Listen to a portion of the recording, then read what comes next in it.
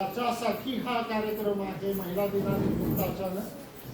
त्या तुम्ही सर्व आमच्या माता भगिनी, ग्रामपंचायतीच्या सरपंच, त्यांचे सहकारी आणि सर्व इतर सेविका आणि तुमच्या गटसंस्थांचे पदाधिकारी, या सर्वांना शारदाश्रम फाउंडेशनच्या वतीनं मनपूर्वक स्वागत आणि अभिनंदन सुद्धा.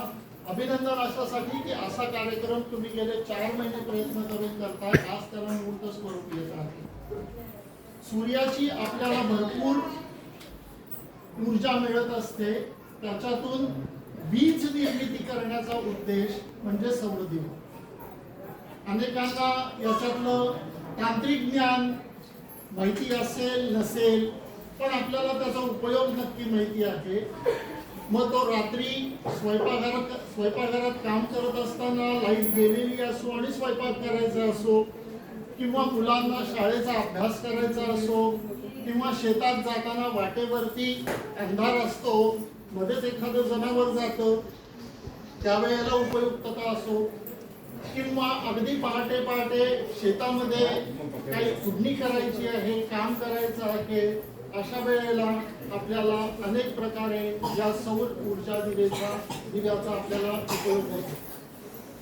हे दिवे आमच्या वतीनं, शारदाश्रम फाउंडेशनच्या वतीनं आणि इतरांच्या मदतीनं आज आम्ही तुमच्यापर्यंत पोहोचवतो आहोत. पण हे दिवे तयार करण्याचं काम या सगळ्या महिलांनीच केलेलं आहे, त्यामुळे यांच्यासाठी एकदा जोरदार टाळ्या व्हायला पाहिजे. एवढंच नाही तर आज तुमच्याच मधल्या काही महिलांना याचं प्राथमिक शिक्षण सुद्धा देण्यात येणार आहे, जेणेकरून तुमच्या इथल्या गावामधल्या लोकांना, मुलींना, स्त्रियांना याची जोडणी करता यावी आणि ते पुढे इतरांना देता यावे. हा सगळा कार्यक्रमाचा उद्देश आहे. त्यानिमित्तानं आपण इथे आज जमलेलो आहोत. परत एकदा तुमच्या सगळ्यांचं मी स्वागत करतो. शारदाश्रम फाउंडेशन गेली अनेक वर्ष, 10 वर्षाहून जास्त हे काम भारताच्या उत्तर टोकापासून ते दक्षिण टोकापर्यंत सर्वत्र करत आहे. आसाम, अरुणाचल प्रदेशमध्ये सुद्धा आम्ही हे काम केलेलं आहे. तिथल्या शाळेतल्या मुलांना शिकवलेलं आहे. आपल्या भागातही यापूर्वी एकदा आम्ही येऊन गेलेलो आहोत. आता हा कार्यक्रम मोठ्या प्रमाणात करण्याचा विचार आहे, त्यामुळं सर्व लोकांना त्याची मदत होईल, त्यांची गरज भागेल, हे सगळं ठरवून हा कार्यक्रम आयोजित केलेला आहे. त्याबद्दल ग्रामपंचायतीच्या साधनाताई, सरपंच यांचंही मनपूर्वक कौतुक आणि अभिनंदन सुद्धा.